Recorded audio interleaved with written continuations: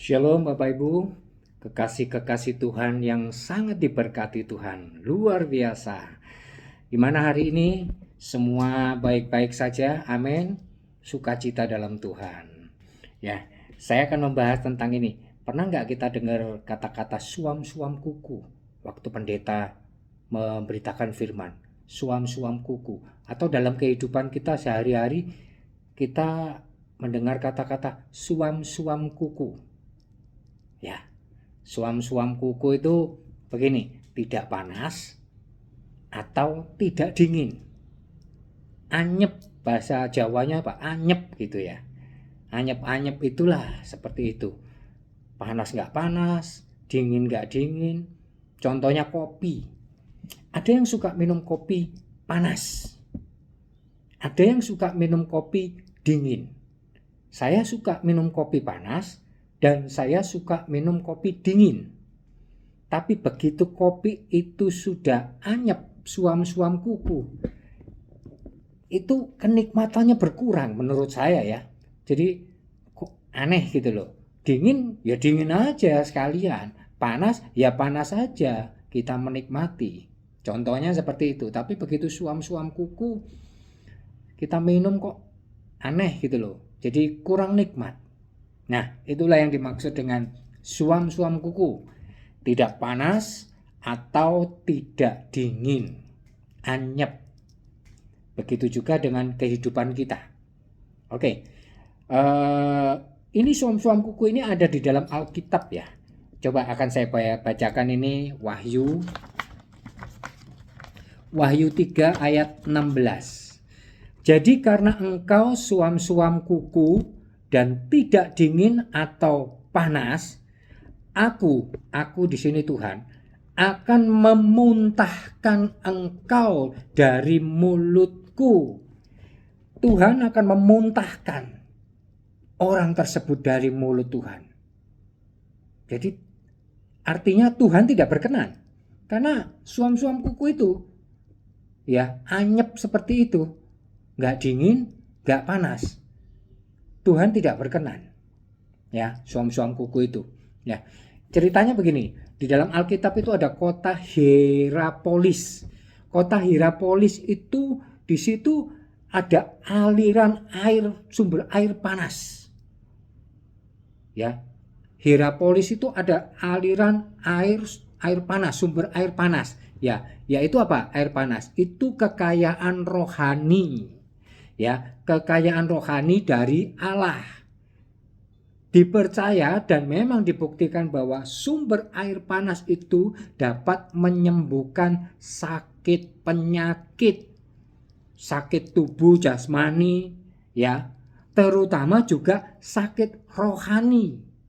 Ya, air panas, sumber air panas. Mungkin orang-orang yang rohaninya nggak baik di situ berendam gitu, akhirnya roh-roh jahat yang ada di dalam dirinya atau segala hal yang tidak baik akan keluar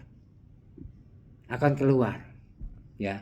Atau yang sakit kulit dan lain sebagainya, apa gatal-gatal berendam di situ akan sembuh. Nah, itu diyakini di sana, di Hierapolis, sumber air panas, mata air panas di situ ya. Di situ itu sumber kekayaan rohani ya. Sedangkan di tempat lain ada kota Kolose. Kolose atau Kolose ya. Orang menyebut Kolose atau Kolose lah, terserah lah ya. Itu ada sumber mata air dingin. Airnya itu dingin, bukan air yang suhunya biasa. Airnya itu dingin. Itu sumber kekayaan duniawi. Yang tadi sumber air panas ya, di Hierapolis adalah sumber kekayaan rohani. Kalau yang ini sumber kekayaan duniawi di kota Kolose ya, menghasilkan air dingin. Yaitu fungsi airnya itu ketika orang letih, lesu, lelah gitu, dia berendam di situ akan mendapatkan kesegaran kembali ya. Itu ada manfaatnya di Kolose situ ya, sumber air dingin. Jadi orang yang capek-capek berendam di situ itu bisa seger lagi badannya. Ada manfaatnya. Yang panas tadi di Hierapolis ada manfaatnya. Yang dingin juga di Kolose ada manfaatnya. Ya, Jadi panas dan dingin. Di tengah-tengah itu yang namanya suam-suam kuku. Apa sih suam-suam kuku? Suam-suam kuku di dalam kerohanian itu menandakan bahwa rohani yang tidak berguna. Orang suam-suam kuku itu rohaninya tidak berguna. Kenapa di situ? Ya, tidak ada manfaatnya. Panas ada manfaatnya, dingin ada manfaatnya. Ketika di tengah-tengah suam-suam kuku, tidak ada manfaat dari rohani tersebut. Ya, bagaimana caranya supaya kita bisa bermanfaat? Hidup itu harus bermanfaat, menjadi manfaat. Ada orang yang pernah berkata kepada saya, Pak, saya ini hidup saya itu dimanfaatkan orang terus. Terutama itu teman ngaku teman saya kok manfaatkan saya dan lain sebagainya. Saya berkata, loh, bersyukur kalau kita ini masih bisa dimanfaatkan orang lain. Berarti apa? Kita ini bermanfaat, masih ada manfaatnya. Coba kalau kita nggak ada manfaatnya, sudah nggak bermanfaat, kita akan dibuang sama orang. Kita nggak akan dihiraukan, nggak dianggap kita. Kita akan dibuang seperti sampah. Jadi kita bersyukur. Pola pikir yang tidak benar, saya dulu juga nggak seneng dimanfaatin orang. Tapi kemudian saya bersyukur, oh berarti saya menjadi berkat ya. Bukan berarti saya hidup itu dimanfaatin orang terus, saya seneng dan lain sebagainya. Saya cuma berpikir apa? Sudahlah, apa yang bisa saya perbuat yang baik, saya lakukan. Saya nggak menunggu balasan perbuatan-perbuatan mereka. Ya, mereka mau berbuat baik kembali kepada saya silakan, mereka tidak berbuat baik lagi kepada saya silakan, bahkan ada yang menusuk saya dari belakang, saya tidak peduli. Saya lepaskan pengampunan. Saya berkati mereka, saya mintakan berkat buat mereka, saya mintakan pengampunan buat mereka. Sudah nggak usah dipikir, nggak usah pusing, nggak usah sakit hati, nggak usah kepahitan. Rugi kita. Kepahitan itu membuat diri kita sakit, kepahitan itu menghalang-halangi berkat Tuhan datang. Alah, sudah bikin kepala pusing, mikir ke depan aja enaknya bagaimana. Ya. Jadi seperti itu, ya. Apa yang harus dilakukan supaya tidak suam-suam kuku? Bertobat, benar-benar tobat. Jangan setengah-setengah. Ya, jangan tomat ya. Seperti yang pernah saya sampaikan, tobat kumat. Jangan, ya. Tobat ya tobatlah. Terus apa? Lakukan firman. Lakukan firman Tuhan. Saya ulangi lagi. Melakukan firman Tuhan adalah sebuah keputusan. Keputusan melakukan firman Tuhan. Sudah putus firman Tuhan. Lakukan firman Tuhan. Jangan pakai perasaan. Jangan pakai pikiran. Kalau pakai perasaan, ingat. Tidak bisa kita mengasihi seseorang menggunakan perasaan.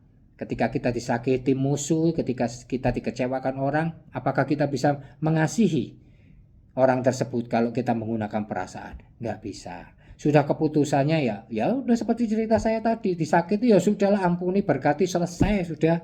Nggak usah mikir urusan dia dengan Tuhan, urusan kita dengan Tuhan sendiri. Ya, Tuhan melihat kita, Tuhan melihat hati kita. Ya, oke. Berikutnya apa? Lakukan terus taat dan setia.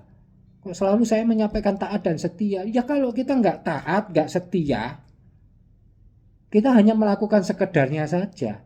Akhirnya apa? Percuma, jadi suam-suam kuku kembali. Kita taat terus kita nggak taat. Ya nggak panas ya nggak dingin, itu namanya. Suam-suam kuku kembali. Ya kita taat, kita setia, kita jaga. Kita mau di posisi yang panas atau di posisi yang dingin. Harus tetap taat di situ, harus tetap setia di situ, ya, di situ. Terus fokus pada yang rohani saja, jangan fokus pada yang jasmani. Yang rohani itu yang tidak kelihatan, itu yang menjanjikan. Allah kita tidak kelihatan, tapi yang menjanjikan keselamatan sampai di surga. Tapi yang jasmani, kita mengandalkan manusia. Kita akan kecewa dengan manusia itu. Berapa banyak kita mengandalkan manusia, kita dibuat kecewa dengan manusia itu. Banyak sekali. Ya. Jadi Ini saksian ketika saya pertama kali bertobat. Pak Hendri Susanto itu di Betani Manyar ya. Kata-katanya saya ingat sampai sekarang. Pak Budi, ingat, jangan pernah mengandalkan manusia, tapi tetap andalkan Tuhan. Kalau mengandalkan manusia, Pak Budi akan kecewa. Benar itu. Ketika saya mengandalkan manusia, saya akan kecewa. Dimana ketika saya mengandalkan seseorang, ini orang Kristen, wah ini dia pasti bisa menolong saya. Ujung-ujungnya tidak menolong saya, malah meninggalkan saya. Saya ada masalah malah ditinggalkan. Ini orang Kristen. Nggak tahu, mungkin cuma agamanya Kristen aja ya. Ya, bukan pengikut Kristus. Untung saya mengingat hal itu. Bahkan saya melihat hamba Tuhan. Saya melihat sendiri hamba Tuhan, pendeta besar, tidak menolong saya. Ketika saya suatu ketika itu punya masalah. Saya harus jual rumah saya. Saya bertemu pendeta tersebut. Saya ngomong masalah saya ceritakan semua. Saya harus jual rumah saya. Uangnya banyak, tapi dijawab apa? Waduh, mahal ya. Loh, terus mau ambil keuntungan, mau beli rumah saya di bawah harga. Ya nggak menolong itu namanya. Kalau mau menolong ya beli aja lah normal standar harga berapa, karena saya harus segera membayar utang-utang saya. Ya harus normal dong, tolonglah minimal normal, harga pasar berapa ya udah dibeli. Saya nggak menuntut belilah 2 kali lipat dari harga pasar, enggak. Saya kan harus jual secepatnya. Tapi ya tidak ditolong. Ya sudahlah, saya tidak kecewa. Karena ingat, jangan mengandalkan manusia, tapi andalkan Tuhan. Akhirnya saya mengandalkan Tuhan, selesai masalahnya. Udah beres semua. Ya, masalah hari itu beres semua. Ya. Jadi fokus pada yang rohani, fokusnya kepada Tuhan, arahkan pandangan kita kepada Tuhan. Tuhan, ada masalah begini, ceritakan kepada Tuhan. Loh, aku kan cuma cerita kepada sahabatku, gini. Lebih baik jangan cerita kepada manusia, biarpun itu sahabat. Kalau kita punya kesesakan, kita punya nggak enak, jangan cerita kepada siapapun manusia. Kalau kita lagi bahagia pun jangan pernah ceritakan. Sudahlah, ceritakan sama Tuhan, ngucap syukur. Ngadepi masalah, ngucap syukur. Pak, ngomong gampang gini. Ya gampang saya ngomong, dilakukan aja sudah. Saya juga begitu kok. Ya. Percuma saya mengeluh kepada orang itu percuma. Nggak ditolong kok. Malah jadi buah cibiran. Malah nanti membuat sakit hati. Ngapain? Ya. Andalkan Tuhan, ngomong sama Tuhan. Tuhan, kenapa saya harus mengalami seperti ini Tuhan? Tapi terima kasih Tuhan. Saya bisa tahu kalau orang susah itu seperti ini. Ketika saya nanti melihat orang susah, saya punya kemampuan, saya akan tolong. Itu saja. Sakit pun demikian. Sakit nggak enak. Dinikmati, puji Tuhan. Oh, sakit seperti ini. Ketika ada orang sakit, saya bisa menolong. Saya akan tolong. Karena saya sudah merasakan sakit. Seperti itu ya. Jangan suam-suam kuku, nanggung, bertobat setengah-setengah seperti tadi, melakukan firman Tuhan setengah-setengah. Aduh, janganlah. Taat setia juga setengah-setengah, kadang kumat lagi, nggak fokus pada yang rohani, fokusnya kepada yang jasmani, nggak bener. Ya, yang terakhir, ini yang paling disukai, yaitu apa? Sebagai pengikut dan murid Kristus, ikuti saja apa yang Tuhan mau. Jadi murid itu berarti harus belajar, baca firman, renungkan siang malam, minta Roh Kudus tuntunan, tanya ke pendeta, tanya ke hamba Tuhan yang lain, diskusi, tanya. Ya, jangan cuman beragama Kristen. Kalau beragama Kristen atau KTP-nya Kristen itu seperti khotbah-khotbah saya yang lalu itu, yang masuk surga itu cuma KTP-nya aja. Ya. Jadi jangan cuma beragama Kristen yang hanya menunggu jawaban doa, menunggu berkat, menunggu mujizat. Tapi apa? Menjadi orang Kristen, murid Kristen bersama Tuhan melalui proses. Biarkan jawaban doa itu nanti pasti akan dijawab sama Tuhan. Ya, pasti Tuhan jawab. Tapi apa? Penyertaan Tuhan kita ikut masuk di dalamnya. Proses Tuhan seperti apa? Kita nikmati, kita ikuti dengan ucapan syukur, minta roh hikmat, minta kekuatan dengan Tuhan. Supaya kita apa? Menjalani semuanya ini dengan kekuatan Tuhan. Bukan Tuhan singkirkan masalah ini daripada saya. Jangan. Ya, singkirkan pergumulan ini. Pergumulan permasalahan itu membuat kita kuat, membuat kita lebih bertumbuh. Bersama Tuhan kita jalani, kita hadapi semua masalah itu. Ya, kita hadapi pergumulan itu bersama Tuhan Yesus. Kita pasti menang. Tuhan memberkati semuanya. Bapak Ibu Saudara sekalian, sharekan video ini bagi orang-orang yang menghadapi masalah yang seperti yang saya ceritakan tadi lah. Orang yang suam-suam kuku dan lain sebagainya. Biar menjadi berkat, biar bertobat semuanya termasuk saya. Tuhan memberkati semuanya dalam nama Tuhan Yesus. Haleluya. Amin.